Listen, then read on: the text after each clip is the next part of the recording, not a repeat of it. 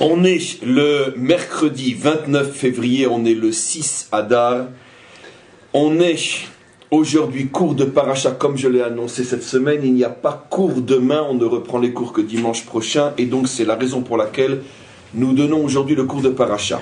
Une paracha qui n'est pas facile à expliquer, puisque c'est paracha Tetzavé, une paracha qui se présente vue de l'extérieur d'une manière très technique. Elle parle essentiellement de toutes les lois qui concernent la Keuna, la prêtrise, les habits des Kohanim et quantité de choses liées au service dans le tabernacle. Mais malgré tout, il n'y a pas de Torah sans Chidushim, il n'y a pas de texte ou de versets dans la Torah qui ne contiennent des secrets inimaginables. Et c'est notre devoir et notre but de dévoiler ce qui n'est pas toujours visible. En tous les cas, on va lire le début de la paracha et on va rentrer dans le vif du sujet. Hachem s'adresse à Moshe et il lui dit: Va'ata tetzavé et bnei Israël, tu ordonneras aux enfants d'Israël, Vayikru elecha shemen zayit, ils t'apporteront de l'huile pure, de l'huile d'olive, zach, pure, katit, concassé, lamaor, pour en faire de la lumière, la halot ner tamid, pour que puisse s'élever une lumière permanente. On fait donc allusion bien sûr à la mitzvah, au commandement d'allumer le chandelier en permanence dans le temple, à l'époque dans le tabernacle. Juste encore un verset. Be'oel moed michutz la parochet asher al haedut yaharor. Il devra être dans la pièce principale de l'autre côté du rideau qui sépare entre la première partie et ce qu'on appelle le Saint des Saints. Et qui est préposé à faire cette mitzvah d'allumer? Bien sûr, Yaharor oto Aaron ou Banav. Cette mitzvah n'a été donnée qu'à Aaron ou ses enfants, donc au Kohanim. Mais d'ailleurs, le premier chandelier était allumé par Aaron, le Kohen Gadol, mi-erev ad boker, depuis le soir jusqu'au matin, puisque la lumière était allumée à l'entrée de la nuit et brillait jusqu'au lendemain matin, et à chaque fois était rallumée, chaque jour, l'ifne Hachem, devant Hachem, chukat olam, une loi permanente, les dorotam, dans chaque génération, mais et bene Israël, voici ce que j'attends des enfants d'Israël. Donc, des versets simple à lire et apparemment à comprendre. Donc l'ordonnance d'apporter de l'huile, avec cette huile-là qui est concassée, plutôt ces olives concassées, on extrait de l'huile. Cette huile va permettre donc d'accomplir la mitzvah de l'allumage du chandelier. On va rentrer dans Rashi et puis après bien évidemment dans le Balatourim, et on va d'abord voir ce que Rashi dit. Rashi explique pourquoi il est dit Zaït Zar Katit, que j'ai d'ailleurs du mal à traduire. Katit signifie concassé et non broyé. C'est-à-dire que normalement, ce que Rashi va dire, c'est que l'on aurait dû utiliser l'expression Zaït, Shemen Zaït Zar Tachoun, puisque Tachoun signifie qu'on le met donc dans un pressoir, et une presse en français, qui signifie donc un Tachoun, on le met dans une presse, et on sort l'huile. C'est comme ça jusqu'à aujourd'hui. Toutes les huiles que l'on boit ou dont on se sert pour faire de la lumière, l'huile est extraite à partir d'une trina et non d'une ktita. On va voir que la différence en hébreu entre katit et tachoun. Non, c'est pas trina, c'est ktisha. Il y a une différence entre l'iktosh et l'itron. Vous avez raison, bien que c'est vrai, vous avez 100% raison, c'est pas ce que Rashi va dire. Rashi dit que normalement c'est ou tachin ou katit. En hébreu moderne ou en hébreu usuel, on trouve encore un autre mot. On va pas maintenant faire un cours de grammaire. En ce qui concerne l'olive, on dit katouche. Mais en vérité, l'action de l'iktosh, c'est comme l'action de l'itron. On va voir Rashi, on va voir pourquoi. Katit, c'est encore autre chose. Je ne suis pas dans un ulpan. Faites-moi confiance. Regardez ce que Rashi va dire et il n'y aura plus de questions. Donc Rashi va expliquer que signifie le mot katit à la différence d'autres actions qui pourraient permettre de faire sortir l'huile. Rashi dit Azetim aya kotesh otam bemechateshet. Pour Rashi, katouche et katit, c'est la même chose.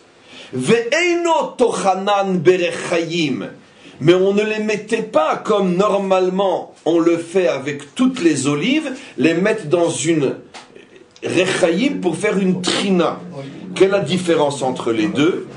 Rashi dit Kedeshelo yebosh marim, afin qu'il n'y ait pas la moindre saleté à comprendre, le moindre morceau d'olive ou la moindre partie de peau qui soit broyée et qui rentre dans l'huile.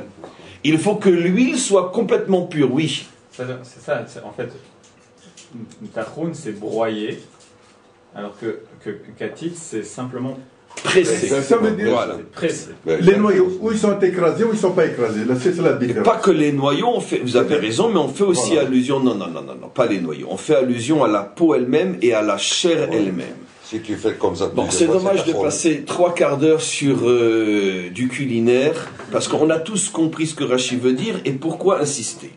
Donc, ce que Rachi veut dire, c'est que, peu importe comment ça se dit en français, en chinois ou en grec, il fallait veiller à ce qu'il n'y ait pas la moindre parcelle d'autre chose que de l'huile qui se mélange à l'huile.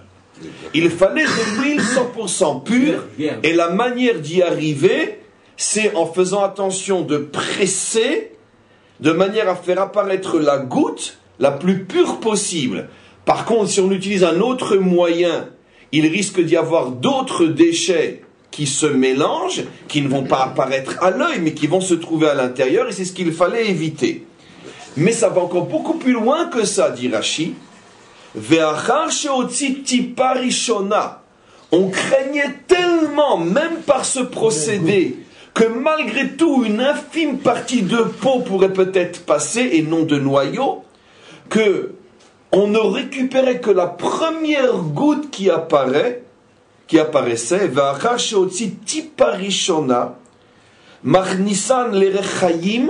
après on récupérait l'olive, qui aurait pu donner encore, même par le premier procédé, encore de nombreuses autres gouttes, mais on ne voulait pas prendre de risques. Et donc, dès la première goutte apparue, je vous imagine la folie de la préparation. On arrêtait le processus, donc on peut imaginer qu'on mettait 100 000 olives dans 100 000 presses, d'accord ? Et il y avait 100 000 personnes qui chacun surveillait sa goutte, c'est comme ça qu'on le faisait. Chacun voyait la première goutte apparaître, stop! On sortait l'olive et après on la mettait dans une presse normale, où là ce n'est plus important s'il va se mélanger du noyau, de la peau ou de la chair. Et qu'est-ce qu'on faisait de toute l'huile qui sortait après, c'est-à-dire celle que nous buvons ou nous utilisons? Rachid dit, Ve'ashemen hasheni, toute l'huile qui sortait après, pasoul la menorah, n'a pas le droit d'être utilisée pour le chandelier. Ou kacher les menachot, par contre, était utilisé par toutes les autres offrandes apportées au temple qui nécessitaient de l'huile, par exemple les fameuses offrandes de farine, de toutes ces, comment qu'on appelle les menachot. Donc on n'apportait pas au temple que des offrandes animales, on apportait aussi beaucoup d'offrandes végétales, et on sait que dans les offrandes végétales, il fallait à chaque fois verser de l'huile. Cette huile était une huile extrêmement pure, mais on n'était pas obligé de veiller à ce qu'il n'ait pas la moindre saleté par rapport à l'huile qui rentre. C'était de l'huile, un point c'est tout. Encore une fois, l'huile que nous avons sur le marché n'est bien sûr pas la première qui pourrait se permettre de tels frais de production, mais la deuxième. Donc, la première huile était encore une fois quelque chose d'absolument incroyable. Je ne sais pas si on allait par une olive ou par 10 olives et qu'on avait un procédé de voir sur chaque olive que était la première goutte qui sort. Mais en tous les cas, ici l'intention est claire. Pour l'allumage du chandelier, il faut une huile qui ne soit que de l'huile, qui soit d'une certaine manière l'essence absolue, l'huile absolue. Parce que s'il n'y a ne serait-ce que 1 millimètre de peau qui s'est mélangé et qui s'est perdu dans l'huile, ce n'est plus de l'huile absolue. C'est ce que nous comprenons du mot katit. Parce que sinon il aurait été utilisé un autre mot qui en hébreu biblique aurait dû être le mot tochen. Et donc, comme il n'est pas dit tochen mais katit, on comprend de là. Et c'est comme ça que pendant des siècles, nos pères faisaient. On utilisait pour allumer la menorah, et comme il y avait quand même 7 branches à allumer tous les jours pendant des siècles, vous imaginez le travail que ça représentait. C'est sûr que ça donnait du travail à des milliers de juifs. Ça, c'est clair. Donc, en tous les cas, c'est pas quelque chose de simple. La première question qu'on se demande, bien sûr, est pourquoi ça doit être comme ça? Parce que, bien sûr, nous avons compris sur le plan technique, mais comme la Torah ne commence qu'après la compréhension technique, et qu'il ne faut surtout pas s'arrêter là, parce que sinon on n'a encore rien compris. La véritable question qui se pose, c'est pourquoi? Pourquoi ça doit être comme ça? Alors on va rentrer dans le Baal HaTurim, et on va voir que le Baal HaTurim, lui, va faire le travail qui est celui de comprendre et d'interpréter, et il va nous révéler quelque chose d'absolument incroyable. Il fait remarquer la chose suivante, que le mot katit est un mot composé de deux parties qu'il va décomposer 4 lettres, 2 parties. 2 parties de 2. La première partie, kaf tav. La deuxième partie, yud tav. Katit, kaf tav, yud tav. Et regardez ce qu'il va dire. Remez, la Torah te fait une allusion à quoi? C'est de la folie. Mais il est là pour ça, pour nous rendre fous. Aux 2 moments, 2 longs moments, pendant lesquels nous avons pu accomplir cette mitzvah. La première partie, Tav Yud, dont la valeur numérique est combien? 410. Et la deuxième partie, Kaf Tav, 420. Donc, le mot katit fait allusion à 410 et 420. Et quand un juif qui a un minimum de base et de connaissances entend ces 2 chiffres, à quoi il pense? Les 2 temples. Les 2 temples. Le premier temple a duré 410 ans et le deuxième 420 ans. Et regardez ce qu'il dit.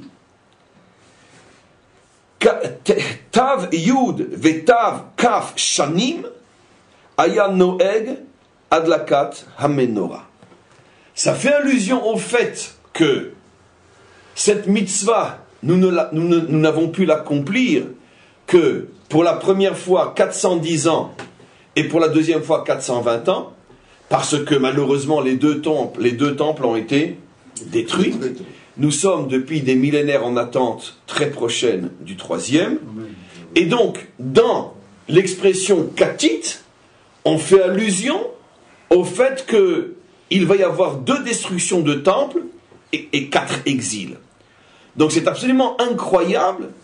Le Baal HaTurim nous montre que dans la Torah, et c'est intéressant aussi parce que n'oublions pas que ce verset a été dit à l'époque de Moshe. Donc Moshe, des siècles, voire même des millénaires, avant les 2 destructions de temples, fait allusion au fait que finalement cette mitzvah ne sera accomplie que pendant 410 et 420 parce qu'il y aura 2 destructions de temples et 4 exils jusqu'à aujourd'hui. Alors la question qui se pose bien sûr, c'est comment se fait-il que la Torah veuille absolument nous faire rentrer cette allusion dans un verset qui ne parle pas de ça, qui parle de l'allumage de la lumière, et si la Torah veut faire allusion au fait qu'il y aura 2 exils, et plutôt 2 destructions de temples et donc 4 exils, pourquoi nous le dire précisément à cet endroit-là? Il y a des dizaines d'autres endroits où la Torah aurait pu s'arranger pour faire allusion au fait que finalement il n'y aura que 2 temples. Dans un premier temps, l'un ne durera que 410 et l'autre durera 420. Pourquoi précisément, pour la première fois dans la Torah où il y a une allusion aux destructions des 2 temples, avec le temps précis de leur construction, pourquoi c'est précisément au moment où est donnée la mitzvah d'allumer le chandelier? Et pourquoi il n'y a pas d'allusion au 3e? Comment? Et pourquoi il n'y a pas d'allusion au 3e temple? Il y a une allusion au 3e, on va y arriver. Et donc, c'est quelque chose d'absolument... Non, ça je peux te répondre tout de suite, je l'ai dit avant la question. Parce que justement, et c'est comme je vais l'expliquer dans le mot katit, on ne veut pas faire allusion ici aux 3 temples, on veut faire allusion à l'exil. C'est pour ça que l'on parle des 2 temples qui sous-entendent qu'il va y avoir 2 destructions. Justement, la réponse est dans ta question. Si on voulait faire allusion au fait que cette mitzvah se fera dans les temples, alors effectivement, on aurait dû faire allusion quelque part aux 3 temples. Mais ce n'est pas la volonté du verset. Le verset ne veut pas faire allusion au fait que l'on fait cette mitzvah dans les temples. Ce qui aurait nécessité une allusion au 3e, ce qui est mis en évidence, c'est que les 2 premiers vont être détruits. Donc c'est la raison pour laquelle on ne parle pas du 3e. Alors donc, Qu'est-ce qu'on comprend par là? On arrive, surtout maintenant si on joint Rashi au Balatourim, puisque comme je vous l'ai expliqué, le Balatourim est venu après Rashi, et dans 99,9% de ses explications, même quand ce n'est pas apparent, le Balatourim s'est donné comme vocation de compléter ce que dit Rashi en montrant, sans le dire véritablement, tout ce qui se cache d'incroyable derrière les explications de Rashi. Et donc, c'est clair que ici, il faut comprendre Rashi à la lueur du Balatourim ou le Balatourim à la lueur du Rashi, sur le même mot, et c'est ça ce qui est époustouflant, sur le même mot katit, Rashi apprend de là que l'on faisait apparaître une huile d'une pureté inimaginable, au point qu'on ne prenait que la première goutte d'huile, et tout le reste passait dans une seconde catégorie, sougbet, comment on dit en français sougbet? Deuxième catégorie. Non, je ne sais pas le nom de la traduction. Si moi je me demande la traduction, alors je peux tout de suite arrêter mon métier. Je vous ai demandé comment on traduisait d'après le sens. Ça veut dire secondaire, dans le sens catégorie secondaire. Non, en hébreu ça se dit bien, sougbet, tout le monde comprend. C'est pour ça que j'ai dit comment qu'on traduit, ça veut dire quelle est la phrase en plus qui nous montre la même notion. Donc, la traduction que vous avez traduite est fausse, c'est pas ce que je demandais. Donc, sougbet, on comprend nous en hébreu de quoi, ce que ça veut dire. C'est quelque chose qui est secondaire. En tous les cas, donc, Rashi comprend que katit signifie quelque chose qui met en évidence un très très très très haut niveau de pureté. Et voici que le Balatourim, qui comme on le sait, veut toujours expliquer ce que Rashi sous-entend, semble dire exactement le contraire. Le mot katit fait allusion à la destruction. D'abord, il a raison, puisque qu'est-ce que signifie katit?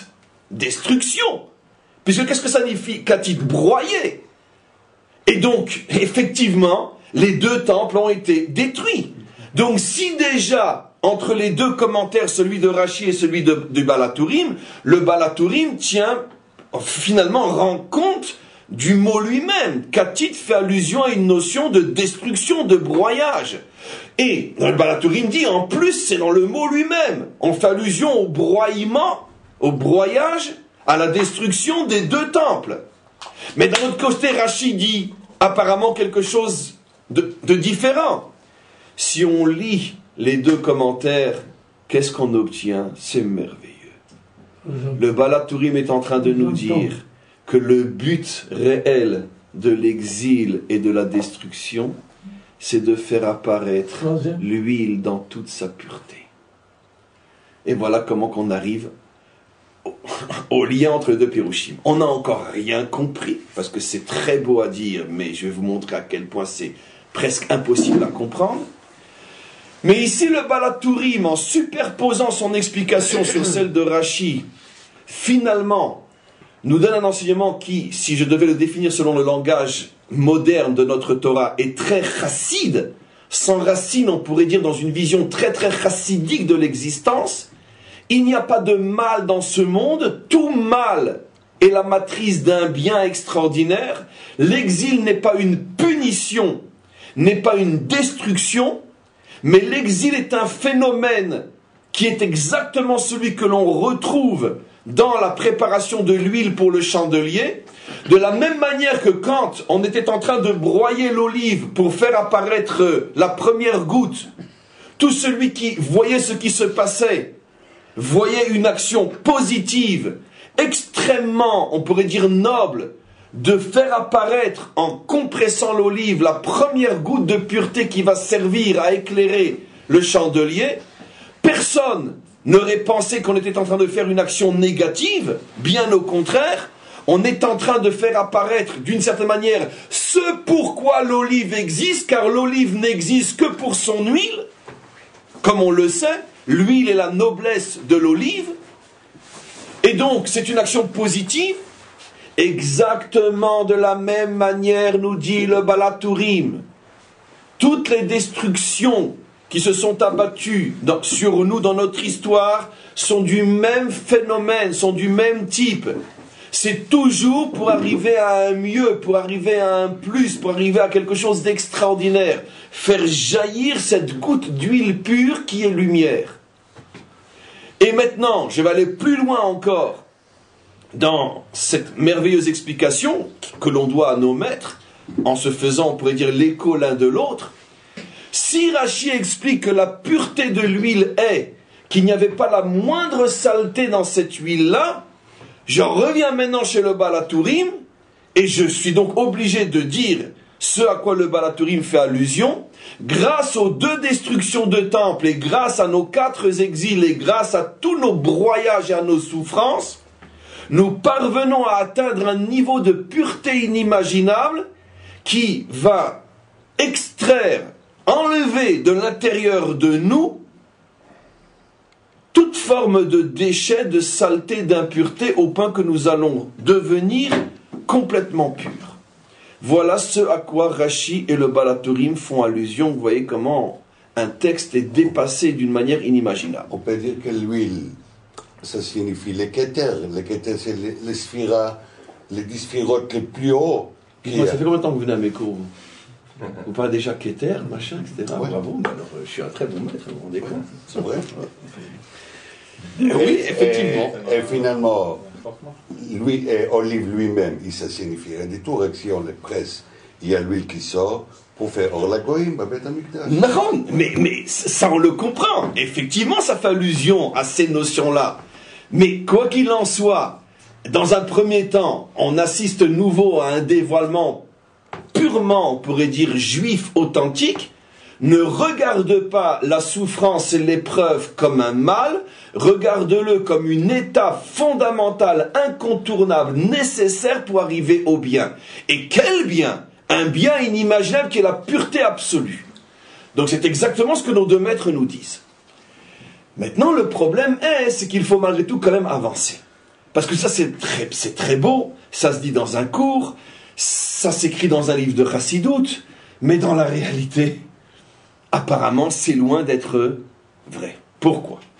Parce que si, grâce au Baal HaTurim, je comprends que cette huile représente le peuple juif, et que l'olive représente le peuple juif, son broyage représente les destructions et les exils, et l'huile qui sort, la première goutte, représente la pureté obtenue grâce à toutes ces souffrances, je dis au Baal HaTurim, c'est bien beau, mais apparemment ça ne correspond pas tellement à la réalité. Parce que dans la réalité et dans l'histoire, je ne vois pas tellement où les exils et les destructions ont fait sortir de nous une telle pureté, une telle noblesse, une telle lumière. Vu de l'extérieur et même un petit peu plus en profondeur, il semblerait que l'exil nous éloigne de plus en plus, il semblerait qu'on est de moins en moins de géants parmi nous, et je vois pas tellement en quoi on devient de plus en plus pur. Et pour reprendre l'image de Rashi que l'exil c'est pour éviter les mélanges, je vous signale juste qu'aujourd'hui dans le monde occidental il y a 70% de mariages mixtes, je vous signale que l'assimilation, les déchets et tout ce que vous voulez dans les 2 sens est plus vrai que jamais, puisqu'il n'y a jamais eu autant de juifs qui s'assimilent et il n'y a jamais eu autant de faux juifs qui rentrent chez nous. Ça veut dire que des gens qui foutent la pagaille à l'intérieur de notre propre peuple parce qu'ils ont tellement de problèmes identitaires que finalement ils nous détruisent ou veulent nous détruire de l'intérieur. Donc, je ne sais pas tellement où apparaît l'huile pure, où apparaît cette goutte. Pourquoi Rambam, Rashi, Arosh, tous ces grands Chazal qui étaient au diaspora, c'est pas une goutte de l'huile, ça? Peut-être, mais dans ce cas-là, tous ceux qui ont vécu avant la destruction, c'était aussi des gouttes. Ouais, et on n'a pas eu ces gouttes-là avant. Il n'y avait pas de grands maîtres comme... Pourquoi? Et les prophètes, c'est pas des grands règles. Et les prophètes, c'est des gens qui passent les messages des bons dieux au peuple. Tandis que Rambam, Rashi, tout ça, ils interprètent les choses. Les prophètes, ils ne cherchent pas à arriver à ce niveau-là. D'abord, sur le plan historique, ce n'est pas juste, mais on ne va pas consacrer un cours à l'histoire. Non, mais votre remarque est 100% juste. La remarque, mais elle est fortement incomplète. Et il y a eu dans toutes les générations, comme on le voit, la Massoré de la Torah, Moshe Kibel Torah Messinaï, Umsar al Yeshua, Yeshua les Skenim, l'Anshek Nestakdola. Anshek Nestakdola, c'était de grands Chachamim, les gens de la grande assemblée. Et il y a eu dans toutes les générations, et bien sûr à l'époque où on vivait sur notre terre, à l'époque des 2 temples, il y avait bien sûr un océan de chorma, de sagesse, y compris de prophétie, qui était absolument gigantesque, et certainement pas moins qu'à notre époque. Mais quoi qu'il en soit, sans rentrer dans ces détails historiques, on ne voit pas, vu de l'extérieur, en quoi l'exil nous rapproche plus de la pureté, plus encore au point que, rappelons-nous ce que dit le Baal HaTurim, si les deux temples n'avaient pas été détruits, ça veut dire si l'olive n'avait pas été concassée, nous n'aurions pas pu obtenir l'huile. J'ai répondu tout à l'heure que ta question sur le troisième temple, on va en parler. Mais c'est ce à quoi fait allusion maintenant le Baal HaTurim. Les deux premiers temples étaient au niveau de l'olive et non de l'huile. On a dû les concasser, les détruire pour obtenir l'huile. Et l'huile, dans quel temple va-t-elle être allumée? Dans le troisième temple. Ce qui veut dire encore une fois que le Baal HaTurim nous décrit un processus de progrès. Alors évidemment vous avez raison, Rambam, Rashi, Baal Shem Tov, etc., etc. C'est vrai. Mais est-ce que l'on voit vraiment un processus de progrès au point que on peut affirmer, comme le dit le Baal HaTurim, heureusement que les deux premiers temples ont été détruits, parce que sinon comment on serait arrivé à ce niveau extraordinaire qui a fait de nous une goutte d'huile? Chouve, je ne vais pas m'appesantir, mais tout le monde comprend qu'au moins la question se pose. Et je vais rentrer directement dans le vif du sujet. En vérité, à cette question que l'on pose, bien qu'il y ait eu un début de réponse ici, à cette question que l'on pose, il y a bien sûr une infinité de réponses, et j'en ai choisi une parmi l'infini. Ici, et c'est d'ailleurs ce à quoi fait allusion Rashi dans la suite du commentaire, on ne parle pas de la pureté du peuple juif en tant que peuple qui ressort des destructions, parce qu'à ce niveau-là, c'est pas du tout évident qu'il n'y a pas eu de malheureux mélange dans un sens ou dans un autre. C'est inhérent à l'exil et c'est inhérent au fait de vivre mélangé au milieu des nations. C'est impossible qu'il n'y ait pas des pertes et des saletés dans les deux sens, des pertes de juifs et des saletés qui rentrent chez nous. C'est absolument évident, c'est inhérent à l'exil, c'est inhérent au fait de vivre au milieu des autres. Mais ce à quoi fait allusion Rashi, et je vais vous le prouver, c'est à la pureté, pour l'instant je vais le dire sans l'expliquer, à la pureté de la Torah qui, elle, va en augmentant de génération en génération. Et quand je dis pureté, je ne dis pas lumière de la Torah, je vais vous le prouver dans le texte, mais pureté, et j'expliquerai ce à quoi je fais allusion. La Torah devient de plus en plus pure, au point qu'en fin d'exil, nous allons atteindre un niveau de pureté de Torah comme jamais dans notre histoire. On ne parle pas de lumière, on parle de pureté. Je vais expliquer, soyez patients. Soyez patients. D'abord, où Rashi fait allusion à ce que j'explique? En nous prévenant, c'est ce que les commentaires mettent en évidence, Rashi est en train de nous expliquer ce que veut dire le mot katit. Katit signifie une huile sans la moindre saleté. Pourquoi Rashi demande les commentaires, a besoin de terminer en disant « Mais pour les ménachot, là on acceptait une huile mélangée ». C'est pas le sujet, on ne parle pas des ménachot. Cette fin de commentaire aurait dû être consacrée au sujet des ménachot. Là-bas, Rashi aurait dû dire « Pour les ménachot, nous n'avons pas besoin d'une huile 100% pure ». Pourquoi le dit-il ici? Parce qu'il veut nous faire comprendre, pour ne pas qu'on se trompe, à quoi il fait allusion lorsqu'il parle de l'huile pure. Les ménachot qui étaient apportés avec de l'huile mélangée font allusion au peuple juif. Le peuple juif n'est pas une huile 100% pure. Pourquoi? Parce qu'il est en exil. Et dans la mesure où il est en exil, il est absolument impossible qu'il n'y ait pas de mélange. Et qui ne sont pas forcément toujours bons. Et donc, mélange, je ne parle pas uniquement mélange biologique, je parle mélange identitaire, mélange moral, mélange spirituel. Quelle est l'un des plus grandes perversions de l'histoire de ces 2 derniers millénaires? La naissance de la religion judéo-chrétienne. Ça veut dire qu'on ne sait plus si on est juif ou si on est chrétien. Dans les deux sens d'ailleurs. Les chrétiens se prennent pour les juifs et malheureusement, quantité de juifs raisonnent, pensent, ressentent comme des chrétiens sans le savoir. Parce que le mélange entre les deux a créé un bâtard qui n'a plus ni père ni mère, il ne sait plus ce qu'il est. Les chrétiens ne savent plus ce qu'ils sont et les juifs, malheureusement, ne le savent plus non plus. Donc c'est évident qu'il y a des mélanges. Mais malgré tout, le mélange est inévitable. Et avec le mélange, quoi qu'il en soit, on fait quand même quelque chose. Il reste quelque chose. Quelque chose qui a une place. On a porté les ménachot. Rachi ici fait allusion à une chose extraordinaire. Qui était celui qui essentiellement apportait les Menachot? Vous le savez? Les Menachot étaient apportés par deux genres de juifs. Essentiellement, ça ne veut pas dire que les autres pas, mais essentiellement, le pauvre, qui n'avait pas suffisamment d'argent pour apporter des offrandes animales, qui coûtent cher, ou celui qui faute, ce qu'on appelle minchat choté. Il y avait certaines fautes, je n'en parle pas en détail parce que ce n'est pas le cours, certaines fautes qui ne pouvaient être réparées qu'en apportant une offrande végétale. Et donc les menachot étaient apportés soit par des pauvres, soit par des fauteurs. Ça fait allusion à quoi? Aux juifs en exil, qui est pauvre, moralement, spirituellement et matériellement, dans les époques les plus sombres de l'histoire de notre exil, où le peu qu'on lui laisse gagner est pillé par les autres, ou bien il est en état de faute. Ça correspond d'ailleurs aux deux situations où se trouve Israël en exil.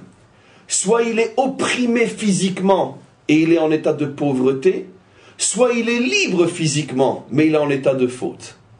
Parce que quand on laisse en exil le juif tout faire, alors on sait comment ça termine.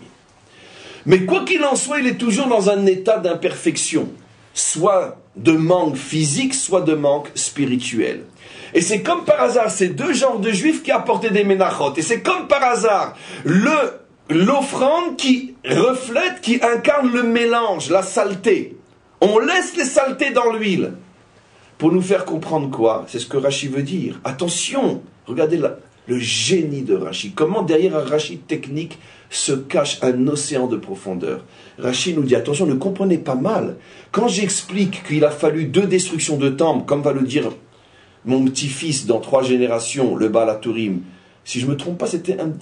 Non, c'était pas un des petits-fils. Mais en tout cas, il est lié à la famille de Rachi, puisque son père c'était le Roche, mais il est lié à la famille de Rachi. Comme va le dire mon arrière-petit-neveu, peu importe, que la compression fait allusion aux 2 temples détruits. Ne vous trompez pas. C'est pas que cette pureté va se retrouver au niveau du peuple juif. C'est évident que l'exil ne peut pas nous purifier plus que quand on vit sur notre terre et qu'il n'y a pas de mélange, ni idéologique, ni physique. Mais je parle d'une autre chose. Je parle de la Torah, qui, comme on le sait, Torah or. La Torah est appelée lumière. Et le chandelier, comme on le sait, on sait que chaque ustensile dans le temple faisait allusion à, on pourrait dire, à une dimension à l'intérieur du peuple juif. Et la menorah, comme vous l'avez dit vous-même, Or la Goyim, fait allusion à la lumière de la Torah qui se répand dans l'humanité tout entière. D'abord chez nous, d'abord. À la différence de l'arche qui fait allusion à la Torah telle qu'elle, mais le chandelier fait allusion à la Torah qui éclaire le monde. Donc notre devoir d'enseigner, notre devoir de répandre la Torah et non de la garder pour soi. Explique Rachi. En ce qui concerne le peuple juif et l'allusion et le fait d'apporter les menachot, bien sûr qu'on ne peut pas dire que le peuple juif s'améliore en exil, et parce que alvaï qu'ils ne disparaissent pas, mais éviter les mélanges est impossible, d'où le symbole du mincha. Mais et là est le chidouche, mais en ce qui concerne la Torah, mon petit-neveu a raison, la Torah se purifie de génération en génération, au point qu'au moment de la délivrance, la Torah va devenir une goutte d'huile pure, inimaginable, comme jamais dans l'histoire, même pas à l'époque du roi Salomon ou du roi David, dans les meilleures époques d'Israël sur le plan Torah et spiritualité. La Torah va atteindre le niveau de goutte d'huile pure, et même si c'est paradoxal d'après notre décodage, puisque tu dis que le peuple juif, lui, oui, s'abîme, alors pourquoi sa Torah devient de plus en plus pure? Ça c'est la suite du cours. Mais c'est ce à quoi fait allusion Rachi. Les destructions vont produire sur notre peuple un phénomène double et paradoxal. D'un côté, notre peuple se désaffine, mais d'un autre côté, sa Torah se purifie, au point de devenir une goutte d'huile pure. C'est paradoxal, c'est phénoménal, c'est époustouflant, c'est extraordinaire. C'est tout le but du cours de vous expliquer, de nous expliquer, de m'expliquer cette notion-là. Donc on commence maintenant à se diriger vers quelque chose de sensationnel, une vision de l'exil et de l'histoire du peuple juif comme jamais. Et je vous rappelle, dans une simple petite paracha Tetzavé, qui parle de choses tellement barbantes qu'on n'a même pas envie de l'ouvrir et de la lire. Oui. C'est toujours comme ça dans la Torah, je vous l'ai prouvé des milliers de fois. Là où tu te dis, waouh, zut, quel paracha, d'accord, sache que là se dissimulent des pierres précieuses, mais inimaginables. Et c'est précisément là où l'œil n'a pas envie de le voir que Hachem le cache. Pourquoi? Ben c'est très simple. Quand tu veux cacher quelque chose, la meilleure cachette, c'est de le mettre à un endroit où personne ne s'attend à le trouver. Bien sûr.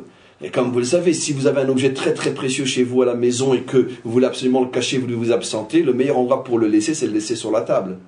Parce que les voleurs, ils vont chercher partout. Ils vont passer 10 fois devant la table, ils ne vont pas le voir. Comment un idiot laisserait-il, c'est une manière de parler, mais dans un endroit banal. Et là, c'est exactement la même chose. On est en train de parler de ce qu'il y a de plus technique, de la confection des habits des Kohanim. Il n'y a rien de plus barbant et de saoulant que ça, parce que d'abord, on n'est pas Kohen, et puis de toute façon, on n'est pas des couturiers. Et puis, dans cette paracha, on cache tout le sens, l'explication la plus profonde de notre histoire. Donc ça aussi, c'est très, très, très, très important, ce que je rappelle, parce que c'est la pédagogie de la Torah, justement pour tester notre souci de recherche, pour voir si véritablement on a confiance qu'il n'y a pas un mot, une lettre de la Torah qui ne cache pas des secrets, et pour tester notre véritable recherche, la Torah cache des secrets incroyables précisément là où on ne s'attend pas à les trouver. J'ai fermé la parenthèse. On va maintenant creuser plus encore ces versets-là, après toutes les clés qu'on a reçues, pour se rendre compte qu'effectivement, les versets, indépendamment de Rashi et de Balatourim, suggèrent l'explication des grands maîtres. On va commencer tout de suite. Le verset dit « Vayikru elecha » et ils t'amèneront « Shemen zaït » de l'huile d'olive, « Zach pur » « Katit la maor » grave erreur grammaticale. Normalement, il aurait dû être marqué « Katit le haïr » « Lo la maor ». Qu'est-ce que veut dire? Apparemment, le verset, c'est d'ailleurs comme ça que tout le monde le traduira. « Katit » Léhaïr, c'est-à-dire une huile qui servira à produire de la lumière. Léhaïr. Mais l'émaor ne signifie pas faire de la lumière, mais signifie être source de lumière. Et pas forcément faire de la lumière. Je peux être un maor sans pour cela éclairer. C'est la raison pour laquelle les deux astres qui éclairent le soleil et la lune sont appelés dans la Torah des Méorot. Ils existent même lorsqu'ils n'éclairent pas. La nuit, le soleil existe toujours, mais il ne nous éclaire pas. Le jour, la lune existe toujours, mais elle ne nous éclaire pas. Il y a une différence fondamentale entre Maor et Or. Maor est la source de lumière, même lorsqu'elle n'éclaire pas. Or est le rayon de lumière lorsque ça éclaire. Une lampe éteinte s'appelle un maor. Lorsque je l'allume, elle produit du or. Mais même éteinte, elle s'appelle un maor. Ça veut dire quelque chose qui peut produire de la lumière. Si on pousse à l'extrême, une allumette avant d'être frottée peut s'appeler maor. Une fois qu'elle est frottée, elle donne du or. Potentiel. Comment? Elle a un potentiel. Donc elle a un potentiel de lumière, mais qui n'est pas forcément exprimé. Ici, le texte, comme le font remarquer, entre autres, ils ne sont pas les seuls, mais surtout les grands textes de Chassidut, les Mahamarim, des Rebbeim, etc., depuis le Balatania, c'est une approche très très très chassidique, c'est ce que je suis en train d'expliquer. Ils nous font remarquer que, effectivement, on ne parle pas ici de lumière, mais de source de lumière. Ce qui veut dire que la pureté ici n'est pas au niveau forcément de la lumière, mais de la source de lumière. C'est la différence dans le langage chassidique, mais je traduis directement en français, entre lumière et essence de lumière. La lumière, c'est une chose, et l'essence de lumière est autre chose. Et qu'est-ce que la Torah est en train de nous dire? Le but est avant tout de faire apparaître une goutte, selon Rashi, qui soit une essence de lumière le plus pure possible. Le problème d'éclairer est encore un autre problème. Et donc si je reviens maintenant à ce que dit le Balatourim, aidé de Rashi et aidé des versets, le Balatourim ne dit pas que plus on est en exil et plus la Torah d'Israël brille, parce que c'est pas forcément évident. Mais par contre, plus on est en exil, et c'est la raison pour laquelle il fallait l'exil, plus on est en exil, et plus la Torah d'Israël devient une essence de lumière. Je vais traduire dans quelques secondes la différence. C'est là le sujet. Sans l'exil, nous n'aurions jamais plus pu atteindre l'essence de lumière cachée à l'intérieur de la Torah. Et j'explique. Dans la Torah, mes amis, il y a deux dimensions. Écoutez bien ce que je dis, parce que c'est d'une importance inimaginable. Il y a deux dimensions dans la Torah. Il y a la connaissance, ce que la Torah m'apprend et donc me permet de faire ou de ne pas faire. Et il y a l'essence, c'est-à-dire comment la Torah arrive à réveiller l'essence de mon être, ce qu'il y a de plus profond enfoui à l'intérieur de moi-même. Il y a un aspect dans la Torah qui est pour moi lumière uniquement, qui m'apporte la connaissance. Et il y a un aspect dans la Torah qui n'est pas forcément lumière, mais qui touche ce que j'ai de plus profond, l'essentiel de mon être. Et je vais donner un exemple très simple. Quand quelqu'un est dans une situation où tout va bien, il n'a pas de problème philosophique particulier, il n'a pas d'épreuve particulière, il n'a pas d'obstacle particulier, le travail va bien, la santé va aussi, tout va plus ou moins bien. C'est évident que dans son approche de la Torah, ce qu'il va chercher, c'est apprendre. Il va étudier la loi, il va étudier le Talmud, il va étudier qu'est-ce que dit la paracha de la semaine, avec tous les commentaires. Il va recevoir de la lumière, c'est-à-dire de l'enseignement. Bien sûr, c'est un juif authentique, ça ne va pas rester à ce niveau-là. La loi qu'il va apprendre, il va la mettre en pratique. La paracha qu'il a appris, il va s'en servir pour honorer la table du Shabbat, etc. Mais il a reçu de la lumière. Il n'a pas reçu forcément, d'ailleurs pas forcément du tout, de l'essence. Qu'est-ce que c'est l'essence? C'est quand ça va mal. Quand j'ai des problèmes, quand je cherche des solutions, quand je veux comprendre quelque chose. Là, je ne vais pas ouvrir Mishnah Brura pour que l'on m'apprenne, tiens, est-ce que j'ai le droit d'enlever l'arête du poisson le Shabbat? Non, j'ai d'autres problèmes que enlever l'arête du poisson le Shabbat. Est-ce que je dois le faire avec la main gauche, avec le nez ou avec l'oreille?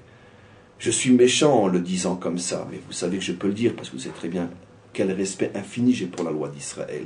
Mais c'est pour mieux faire passer mon cours. J'ai d'autres problèmes que celui-là, excusez-moi. De même, quand je vais étudier la paracha, je ne vais pas me contenter de savoir qu'est-ce que dit Rashi, parce que ce que dit Rashi, j'en ai strictement rien à foutre. Pourquoi? Parce que moi, mon problème, c'est qu'on vient de m'annoncer que j'ai une maladie mortelle. Et donc, je cherche des forces dans la Torah. Je cherche quelque chose qui va me sortir de là, qui va me permettre de m'accrocher à quelque chose. Je cherche l'essentiel, parce que sinon, je vais en crever. Donc, quand tout va bien, j'ai pas de problème existentiel. Alors, je peux me permettre d'être un rabbin du dimanche. Qu'est-ce que dit la Torah?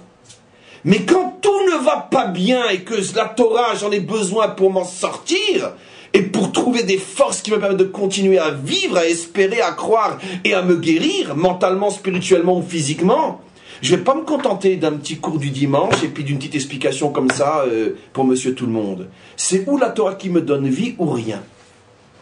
C'est exactement, vous avez tout compris, la différence.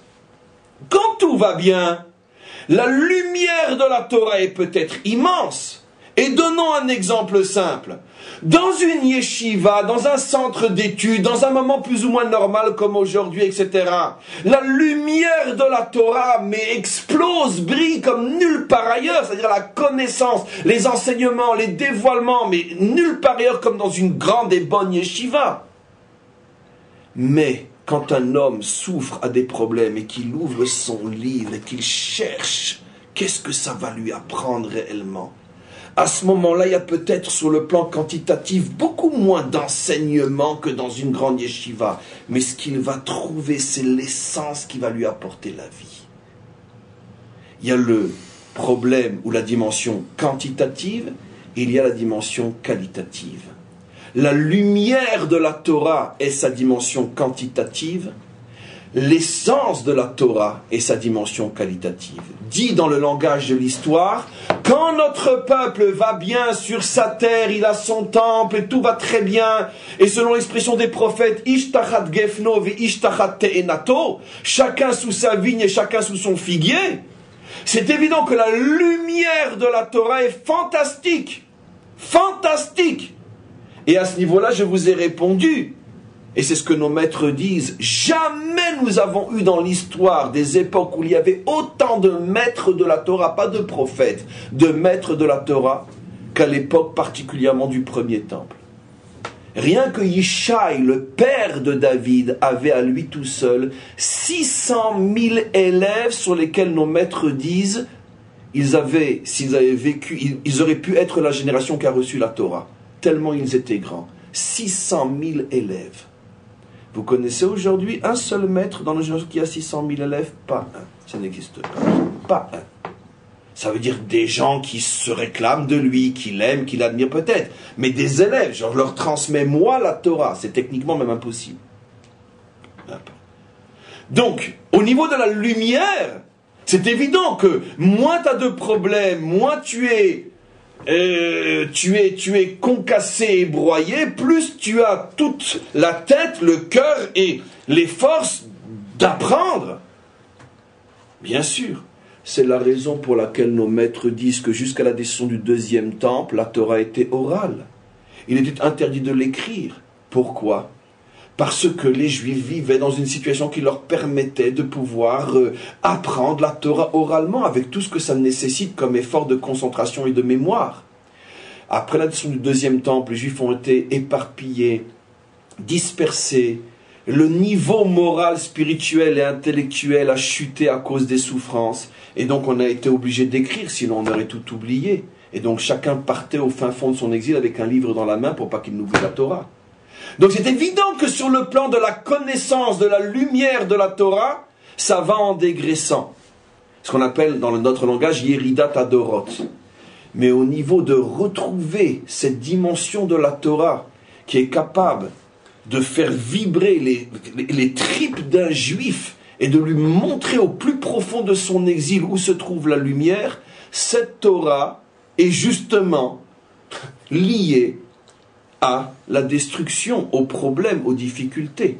Plus il y en a, et plus tu retrouves cette pureté. Et ce qui est extraordinaire, c'est que d'après le Passouk, Rashi et Balatourim, les trois réunis, nous voyons donc que la Torah met l'essentiel sur l'essence plus que sur la lumière. Katit la Maor et non Katit Leahir. La vraie Torah, c'est pas combien tu sais, mais comment ce que tu sais te réveille et arrive à atteindre le plus profond de ton être. Ça, c'est la Torah de la délivrance. Une Torah qui ne se contente pas uniquement d'apporter des connaissances, mais qui est capable de rentrer au plus profond de l'être, au plus profond de son exil, et de réveiller l'essence de l'âme juive. Et c'est ça le secret, bien sûr, de la délivrance finale. C'est la raison pour laquelle le Mashiach est appelé Mashiach, qui fait donc allusion à l'huile. Pourquoi ? Parce que le Mashiach est celui qui arrive à réveiller la conscience perdue, l'identité perdue, l'essence juive qui se cache au plus profond de notre exil. Le Mashiach ne vient pas apporter des connaissances. Pour ça, il y a suffisamment de rabbanim, de rabbins ou de maîtres pour le faire. Le Mashiach vient réveiller l'essence du juif. Et donc on comprend qu'effectivement, plus l'olive est concassée, et plus elle donne de l'essence. C'est pour ça que le prophète Ésaïe, entre autres, et encore une fois, qu'ils le comprennent comme ils veulent le comprendre, c'est leur problème, mais c'est pour ça que quand le prophète Ésaïe, dans le fameux chapitre 53, parle du Mashiach, du vrai, il le présente comme un homme qui porte sur lui tous les problèmes de l'humanité. Pourquoi ? Parce que comme lui, il est katite, il est complètement compressé, automatiquement va jaillir de lui cette goutte d'huile pure qui est le réveil de l'essence, le réveil de l'authenticité, et il va pouvoir réveiller cette authenticité dans chaque homme et dans chaque humain. Oui. il y a aussi le fait que la Torah, elle décrit le monde du début jusqu'à la fin. Et quand on est au début, on n'a aucune notion de ce que peut être la fin. C'est impossible de comprendre même le sens de la Torah quand elle parle de l'avenir. Mais nous, si on est à la fin, on peut, d'une façon rétrospective, voir tout ce qu'elle a vu et prédit et construit. Mais c'est encore au niveau de la connaissance, ça, malgré tout. Oui, mais non, ça veut dire qu'il y a un attachement sur le encore plus véritable sur le fait qu'elle est parole de vérité, parce que maintenant c'est une évidence. Et c'est ça qui touche aussi les gens de notre génération. J'ai compris, absolument. C'est-à-dire qu'en vérité, d'une certaine manière, le temps joue en faveur de ce dévoilement d'essence. Ça veut dire effectivement, j'ai compris ce que tu veux dire. Même au niveau de la connaissance, le fait de voir que tout ce dont la Torah a parlé, parle et parlera, se réalise avec tout le recul qu'on a grâce au temps passé jusqu'à aujourd'hui, ce qui fait que l'attachement à la Torah est beaucoup plus profond aujourd'hui qu'il ne l'était. Parce que avant, je répète ce que tu dis, ce n'est que de toi, avant, l'attachement à la Torah était plus, on pourrait dire, du domaine de la émouna, de la foi. Aujourd'hui, il est du domaine de la preuve. On sait que la Torah est vraie, puisque regardez, tout ce qu'elle disait se réalise, ne serait-ce qu'avoir prévu il y a 2500 ans qu'après être dispersés aux quatre coins de la terre, les Juifs reviendraient et il y aura à nouveau sur les bancs de Jérusalem des vieillards et des vieillardes qui seront assis en train de regarder des enfants jouer dans un parc à Jérusalem. J'ai traduit en français un des versets de Ésaïe. Qui aurait pu imaginer il y a 3000 ans, après des millénaires de dispersion, que ce verset se réaliserait? Donc effectivement, aujourd'hui, je sais que la Torah est vraie, pas seulement j'y crois. Et donc la certitude augmente le lien avec l'essence de la Torah, absolument. Mais en tous les cas, pour rester malgré tout dans l'image de Katit, qui fait allusion plutôt à une broyure, et d'après le Baal HaTurim à 2 destructions de temples, l'idée qui est évoquée ici, c'est que la vraie Torah n'est pas la connaissance, mais la vraie Torah, c'est l'essence. Et c'est ça le paradoxe. La connaissance dépend de la tranquillité, car plus je suis tranquille et plus je peux consacrer de temps à l'étude. Mais l'essence dépend exactement du contraire. Plus je suis broyé, plus j'ai des difficultés et des épreuves, plus le peu de temps, parce que techniquement parlant, c'est pas possible autrement, le peu de temps que j'arrive à consacrer à la Torah, j'y cherche une telle force que je vais trouver une force d'essence qui est cette goutte. Et ça, l'image de la goutte.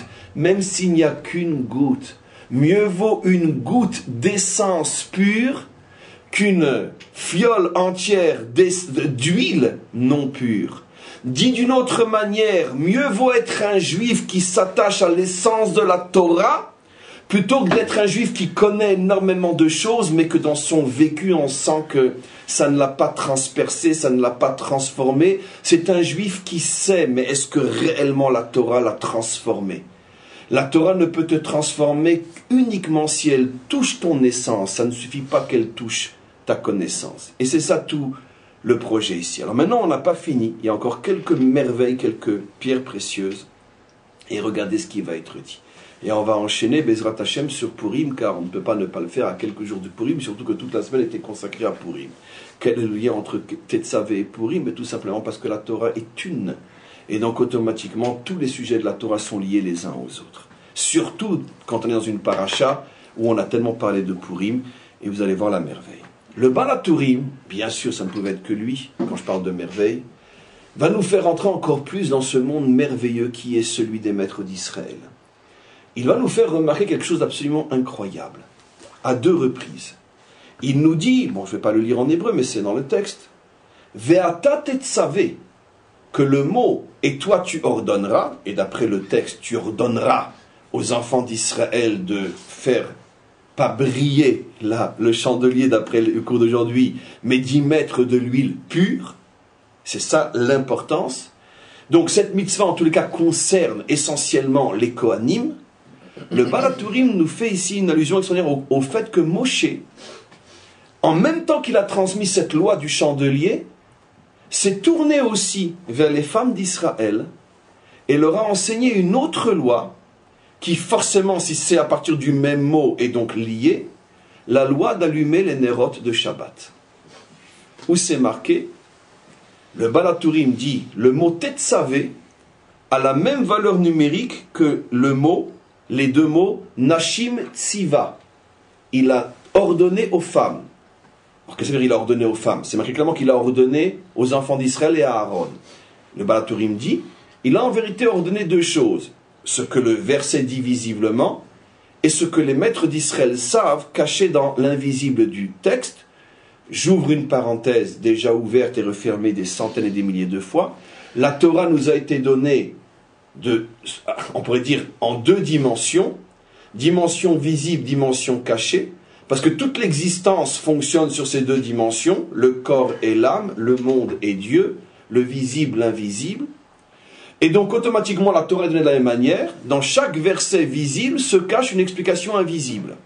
Visiblement, Moshe s'adresse aux hommes, mais invisiblement, il s'adresse aussi aux femmes et il leur dit, mes filles, filles d'Israël, de la même manière que les hommes, et uniquement les hommes, ont l'obligation d'allumer le chandelier dans le tabernacle, vous, filles d'Israël, allumerez la lumière dans les maisons d'Israël, dans toutes les générations à l'entrée du Shabbat. Comparaison extraordinaire, ce Balatourim nous apprend, et c'est fabuleux, que l'allumage des bougies la veille du Shabbat est du niveau de l'allumage du chandelier dans le temple, et la femme qui allume, à ce moment-là, n'est pas moins sur le plan spirituel qu'un Kohen Gadol. C'est-à-dire que la femme qui allume la lumière du Shabbat, à ce moment-là, se trouve élevée au niveau du Kohen Gadol dans le temple. Le foyer d'un temple. Et c'est la raison pour laquelle, bien évidemment, le foyer, d'après toute notre tradition, s'appelle Mikdash Me'at, un petit sanctuaire. Mais seulement si nous, les hommes, on pensait que c'était nous le Kohen Gadol, on s'est fait avoir. Le Kohen Gadol, c'est la femme. C'est toujours comme ça, mes amis. Dans le monde visible, il n'y en a que pour l'homme. Dans le monde invisible, il n'y en a que pour la femme. Dans le monde du faux, il n'y en a que pour l'homme. Dans le monde du vrai, il n'y en a que pour la femme. Pourquoi je dis faux et vrai? Parce que si le visible, c'est le corps et l'invisible, c'est l'âme, vous avez compris ma relation. La femme est le héros du monde invisible, le monde de l'âme. C'est pour ça qu'ici l'explication est cachée. Tandis que l'homme est le héros du monde visible, le monde du corps. En vérité, quand on dit « mais la Torah ne s'adresse pas aux femmes », la réponse, vous l'avez déjà eue 1000 fois, la Torah ne s'adresse qu'aux femmes. Seulement, de quelle Torah parles-tu? Si tu parles de la Torah visible, elle ne s'adresse qu'aux hommes. Si tu parles de la Torah invisible, elle ne s'adresse qu'aux femmes. Et si tu me poses la question, et laquelle des deux Torahs est la vraie et l'essentielle des deux Torahs, je ne répondrai pas pour ne pas humilier les hommes. Donc la vraie Torah ne parle que des femmes. Mais pourquoi cette vraie Torah est-elle invisible? Parce que justement, elle utilise le langage féminin. Kol kvoda bat meler pnima, la noblesse féminine est d'être justement cachée. C'est ça sa noblesse en même temps que sa puissance. Donc quand la Torah s'adresse aux femmes, c'est toujours caché. Heureusement qu'il y a nos maîtres qui étaient de vrais hommes, dans le sens qu'ils ont compris ce qu'est une vraie femme, pour toujours nous révéler ce que la Torah cache, qui généralement s'adresse toujours à la dimension féminine. Donc, le Balatourim met ici en évidence qu'il y a une mitzvah donnée aux hommes uniquement dans le temple, mais une mitzvah donnée aux femmes qui, elles, traversent toutes les générations, l'allumage des bougies de Shabbat. Tiens. Ce qui veut dire que cet allumage-là, dans le monde de l'âme, dans le monde caché, est une mitzvah que fait la dimension féminine et non la dimension masculine. Le Balatourim va beaucoup plus loin encore, et pour bien nous montrer qu'effectivement la Torah ça fait allusion à ça, et vous allez voir c'est fabuleux, mais je ne sais pas d'où il sort ce maître-là. La Torah dit, et tu allumeras le chandelier ner tamid, une lumière éternelle. Ben, on sait que ce n'est pas éternel, puisque d'abord toi-même tu as dit que ça n'a duré que 410 et 420. Donc sur 3500 ans d'histoire, 830 ans, c'est pas éternel. Et le Balatourim vient et il nous dit, prends la valeur numérique de ner tamid et tu trouves le mot peshabat. Non, c'est trop fort. Dans le monde du visible, la lumière n'est pas éternelle, mais dans le monde de l'invisible, la lumière est toujours éternelle. Ça fait 3500 ans que les femmes allument les lumières de Shabbat. Mais c'est pas fabuleux, c'est pas merveilleux, c'est pas incroyable. Qu'est-ce qu'il est en train de nous dire? La vraie Torah, c'est pas celle qu'on voit, c'est celle qu'on voit pas. Puisque la preuve, c'est qu'au niveau de la Torah qu'on voit, le verset n'a pas de sens. Ça veut dire Ner Tamid. Comment la Torah, qui est une prophétie, peut dire Ner Tamid? C'est pas Ner Tamid, mais oui, c'est vrai. Tu te trompes de Torah, la vraie Torah, c'est celle que tu vois pas, c'est celle que nos maîtres expliquent. Et cette vraie Torah, Ner Tamid, valeur numérique, Beshabbat. Effectivement, la Torah ne s'est pas trompée. Depuis 3500 ans, chaque Shabbat, les femmes d'Israël allument les lumières de Shabbat. Donc, où se trouve le vrai temple? Eh bien, dans nos maisons. Où se trouvent les vrais Kohanim? Dans nos maisons. Qui est le vrai Kohen? Notre épouse. Donc, c'est déjà extraordinaire ce qu'il explique. Mais malgré tout, on va essayer d'aller un petit peu plus loin. Comment se fait-il que je parle du Balatourim, dans ces Balatourim, qui mettent en évidence que ici la mitzvah était de faire apparaître la goutte d'essence et non la lumière, l'essence de lumière et non le rayonnement de lumière, comment se fait-il que dans les mêmes versets, en plus dans le premier mot de la paracha et dans le dernier mot du sujet, premier mot Tetzavé, dernier mot Ner Tamid, au début et à la fin de ce sujet, on fait allusion à l'épouse, on fait allusion à la femme? Mais parce que c'est évident. Dans la mesure où on parle de l'essence, l'essence c'est ce qui est indestructible. Qui incarne l'essence d'Israël, l'homme ou la femme? Évidemment. Et l'exemple, on le sait tous. Moshe, non je ne vais pas dire Moshe Rabbeinu, le plus grand des maîtres d'Israël, qui par erreur, ne riez pas, je vous en supplie, se trompe de femme et met enceinte une non-juive, il a beau être le plus grand des juifs, son enfant sera non-juif. D'accord. La plus vile des femmes d'Israël, qui se fait violer par un non-juif, un cosaque qui la viole, et en plus c'est une vile femme, son enfant sera juif et sera peut-être un jour l'un des plus grands maîtres d'Israël. Comment c'est possible? Parce que l'homme n'a pas l'essence de l'identité juive en lui, et tout grand qu'il est, s'il transmet à un mauvais réceptacle, eh bien ça se perd. Mais la femme a en elle l'essence de l'identité juive, et même si c'est un cosaque qui la met enceinte, son enfant sera peut-être l'un des plus grands juifs de toutes les générations. Et pour illustrer que ce que je dis est vrai, il y a dans le Talmud l'un des plus grands Amora, l'un des plus grands maîtres du Talmud, qui s'appelait Mar Shmuel ou Mar, non, un autre nom, excusez-moi, un autre nom, peu importe, le nom me reviendra, heureusement, je ne me rappelle pas de tout, mais un des plus grands maîtres du Talmud, qui était le fils d'une femme juive violée, et qui est devenu l'un des plus grands maîtres d'Israël. Et comme son père était un non-juif, en plus un violeur, on l'appelait du nom de sa mère, ce qui m'a échappé, mais c'est Mar, et on l'appelait le seul maître d'Israël qui est appelé du nom de sa mère dans le Talmud, parce qu'on ne connaissait que sa mère, même elle ne savait même pas peut-être qui était son père, le père de son enfant. Ça n'a pas empêché d'être l'un des plus grands maîtres d'Israël. Pourquoi ? Parce que impossible de détruire l'essence juive féminine, très facile de détruire l'identité juive masculine. Ce qui veut dire que l'essence passe par le féminin. On a donc compris pourquoi dans ce texte qui parle de l'essence, le Balatourim nous montre que dès le début du texte et dès la fin du texte, on ne parle que de la dimension féminine. Et on comprend aussi pourquoi le Ner Tamid, la seule qui peut perpétuer pour l'éternité cette essence juive, c'est pas l'homme, c'est la femme. Et maintenant vous allez comprendre bien sûr en beauté le lien avec Purim, qu'on reprend bien sûr la semaine prochaine. On avait posé la question, le premier cours de cette semaine, pourquoi Megillat Esther et pourquoi pas Megillat Mordechai ou Megillat Mordechai ve Esther, comme demandent tous nos maîtres, puisque Mordechai est autant actif qu'elle et peut-être voir dans de nombreuses décisions, ça vient de lui et pas d'elle. Alors pourquoi c'est Megillat Esther ? Parce que Esther met en évidence ici quelque chose que Mordechai et tous les Mordechai de la planète ne peuvent mettre en évidence. La force indestructible de l'identité juive, même lorsqu'elle est souillée, bafouée, piétinée impossible de la détruire. Qu'est-ce que représente le symbole d'Esther dans la maison d'Assuérus? Je dois rentrer dans les détails, vous imaginez ce que ça veut dire? Nos maîtres se cassent la tête à essayer de comprendre, mais comment elle a fait pour ne pas se suicider? Vous imaginez l'angoisse qu'elle devait avoir le soir? Vous imaginez ce qui se passe dans la chambre d'Assuérus? Esther. Et comment qu'elle faisait pour manger? Comment qu'elle faisait pour supporter ce monde païen, barbare, sale, dévergondé, débauché? Comment qu'elle faisait, elle qu'on appelle Hadassa, qui était pure comme du myrte? Comment qu'elle faisait? Comment qu'elle ne s'est pas flinguée? Comment qu'elle n'est pas devenue folle? Comprenons de quoi il s'agit, de quelle chambre à coucher l'on parle.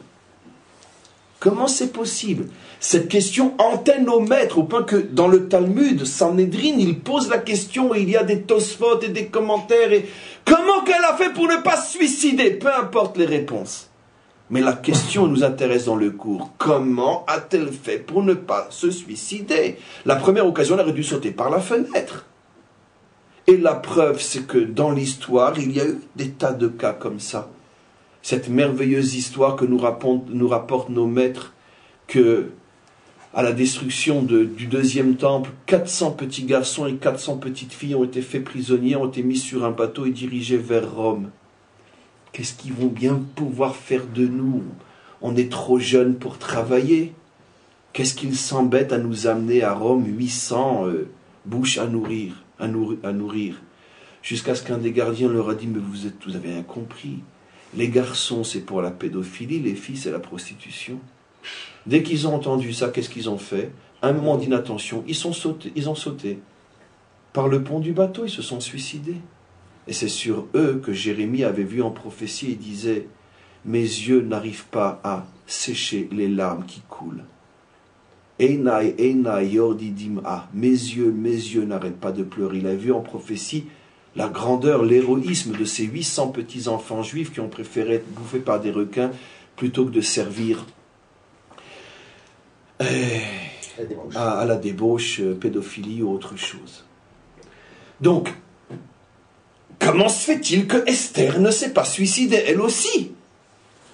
C'était sans doute pas moins drôle ce qu'elle devait vivre. Alors il y a tellement d'explications, mais quoi qu'il en soit, la question est beaucoup plus intéressante, parce que beaucoup plus importante que toutes les réponses qu'on pourra donner. La réponse profonde, authentique, réelle, la seule en vérité que l'on mérite de rapporter, parce que c'est la seule véritablement vraie, c'est qu'effectivement, elle a vécu quelque chose de très, très, très, très dur. Mais son histoire incarne l'histoire d'Israël en exil. Bafoué, piétiné, assimilé, perverti, falsifié. Mais malgré tout, avec tout ce qu'elle a dû vivre dans la maison d'Assuérus, elle est restée malgré tout Esther. Non seulement elle ne s'est pas effondrée, mais elle est arrivée à transformer l'événement en finalement apportant la victoire d'Israël de l'intérieur même de la clipa. Elle est arrivée à briser la clipa. Vous avez déjà vu une noix qui arrive à briser son écorce? Non, il faut quelqu'un de l'extérieur. Mais une femme, oui. Une femme arrive à briser son écorce de l'extérieur. De l'intérieur. Elle arrive à le faire. Elle a brisé Assuérus et fait valoir la dignité d'Israël précisément à l'intérieur de l'écorce assuérurienne. Ça a été la force. Et donc elle est un symbole. Elle est un symbole de cette identité qui, malgré toutes les souillures, ne peut pas être souillée. Et finalement, elle réussit à avoir l'avantage, à reprendre le dessus et finalement à sortir de cette souillure-là. Elle est le symbole donc de tout Israël, avec toutes les souillures d'Israël jusqu'à la délivrance finale. Et donc c'est la raison pour laquelle on appelle cette Megillah Esther, parce qu'on n'essaye pas ici de donner à ce texte-là le nom de son acteur principal, mais le nom de son héros principal. En ce sens, elle est un héros beaucoup plus grand que Mordechai, parce que même si sur le terrain de l'histoire, c'est pratiquement lui qui a tout fait, parce que même ce qu'elle faisait, c'était après que lui donne l'ordre de le faire, mais c'est encore une fois typiquement masculin et féminin. Il y en a pour l'homme sur le terrain du visible, mais sur le terrain de l'invisible, le véritable héros n'est pas Mordechai, mais en vérité Esther, qui elle a montré qu'aucune souillure ne pourrait arriver à détruire la pureté de l'âme juive. Donc on comprend bien sûr quel est le lien avec Parshat Tetzavé. Et on arrête ce cours merveilleux pour aujourd'hui et on reprend nos cours. Encore une fois, il n'y a pas cours demain, on reprend nos cours dimanche. Amen.